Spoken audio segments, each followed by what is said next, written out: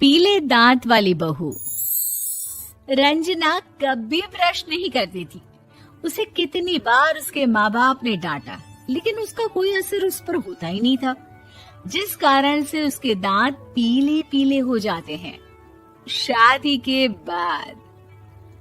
अरे बहू, वैसे तो तुझ में कोई कमी नहीं है, पर तेरे दांत इतने पीले कैसे हैं बेटा? कैसे मतलब? कोई सर्जरी थोड़ी ना कराइए। वो तो क्या है ना, मैं ब्रश नहीं करती थी तो पीले हो गए। अब क्या करूं? आप कहे तो लाल करवा लूं या फिर काले? यार ये क्या है, क्यों माँ से लड़ रही हो? लड़ रही हूँ? अरे मैं लड़ रही हूँ या ये बोल रही है कि दांत पीले है, पीले। अरे तपस्या थोड़ी ना की है इन्हें पीले करने के लिए। बकायदा ब्रश नहीं किया है 20 साल तक, तब जाकर। छी, कैसी बात कर रही हो? ये उस वक्त तो पीले नहीं थे जब हम लोग तुम्हें देखने आए थे। अरे तब साफ करवा लिया होगा डेंटिस्ट के पास जाकर। अब देखो कैसे पीले पीले लग रहे हैं। रंजना सास की तरफ गुस्से से देखती है। फिर शुरू हो गई पीले पीले पीले। अरे पीले तो तब भी थे जब मेरे हाथ का रसगुल्ला उड़ा उड़ा कर खा रही थी और बोल रही थी, लड़की नहीं गुणों का खजाना दे रहे भाई साहब आप।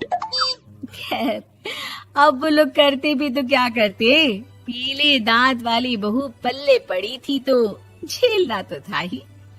एक दिन कीर्तन में रंजना गाना गा रही थी।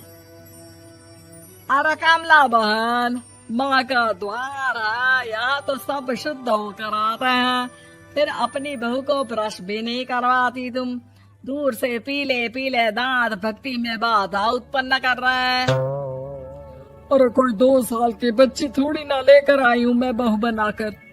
अच्छी खासी लड़की है, अरे कैसे करवाऊं ब्रश? ये तो उसे खुद करना चाहिए ना। अब माँ बाप तो इसके जैसे तैसे निपटा दिए, ये नहीं सोचा कि सास कैसे संभालेगी। सास बहू को लेकर घर आ जाती है, लेकिन सोच लेती है कि अब इसे लेकर कहीं नहीं जाएगी। अगले रोज बहू कहती है, अरे क्या हो गया, मंदिर नहीं जाना क्या? कीर्तन का वक्त हो रहा है। मेरी मधुर वाणी से कान्हा जी जागते हैं और सोते हैं। आप तो जानती है ना उनकी भक्ति में कितना मन लगता है मेरा। वो क्या है ना, तबीयत ठीक नहीं लग रही है मेरी, आराम करूंगी मैं। तबीयत ठीक नहीं लग रही? अभी तो मिथुन के गाने पर नाच रही थी आप, और अब बोल रही है कि तबीयत ठीक नहीं लग रही। अरे भक्ति में मन लगा लो सासू माँ, ऊपर जाना है, क्या मुंह दिखाओगी आप? हाँ? सास को बहू की बात पर गुस्सा आ जाता है। मैं क्या मुंह दिखाऊंगी, इसकी चिंता तो ना कर, समझी?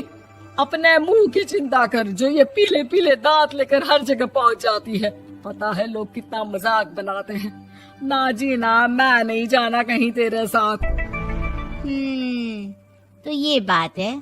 कोई ना, मत जाओ, मैं अपने कमरे में ही बैठकर भक्ति कर लूंगी।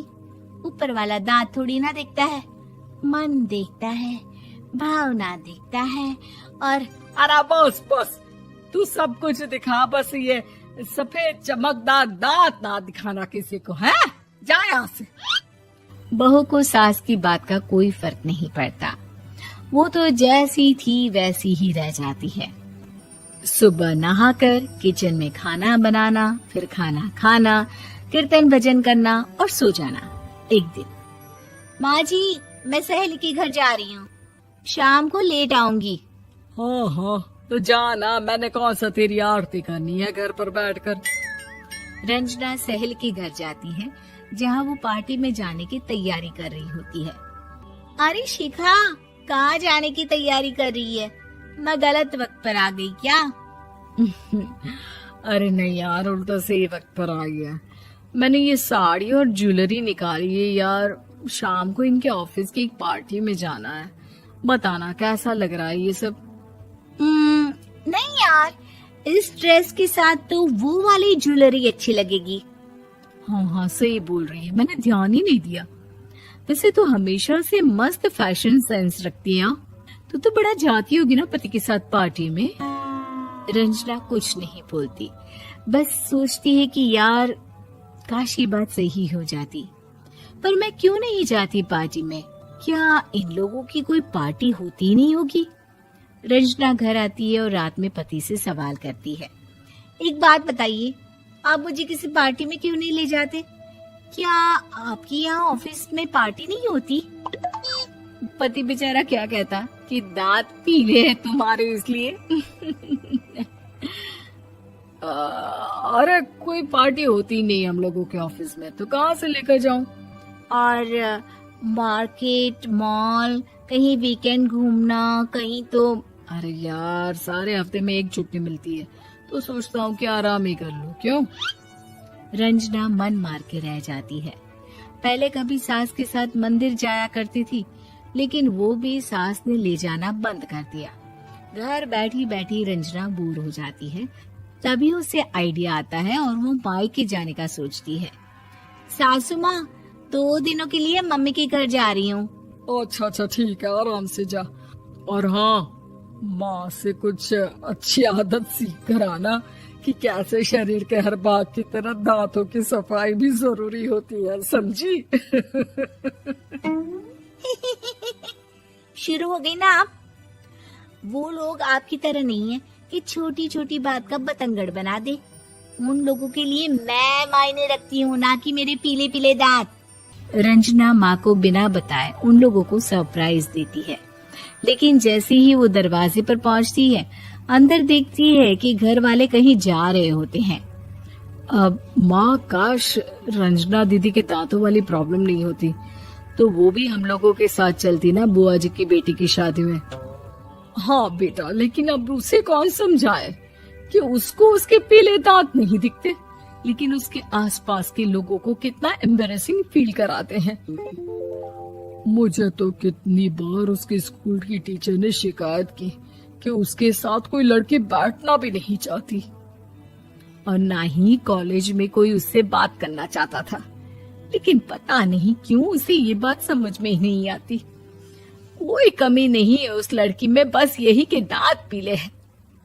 वो तो भला हो जीजा जी और उनकी माँ का, जो दीदी को जैसी है वैसे ही रखा हुआ है। रंजना को अपने घर वालों की बात सुनकर बहुत दुख होता है। वो सोचती है कि वो क्या करे, लेकिन फिर वो सीधा डेंटिस्ट के पास जाती है, अपने दांत चमकाती है और कसम खाती है कि वो रोज ब्रश करेगी। अरे क्या हो गया? तुम तो 2 दिनों के लिए गई थी ना। पर कोई ना, अच्छा है, चलो आ गई तो। रंजना सास के सामने आकर खड़ी हो जाती है और पूरी स्माइल करती है, उसके चमकदार दांतों को दिखाती हुई। हैं? चले मंदिर। माँ, मुझे माफ कर दीजिए, मैंने आप लोगों को बहुत एम्बैरेसिंग फील करवाया। मैं आज से रोज ब्रश करूंगी।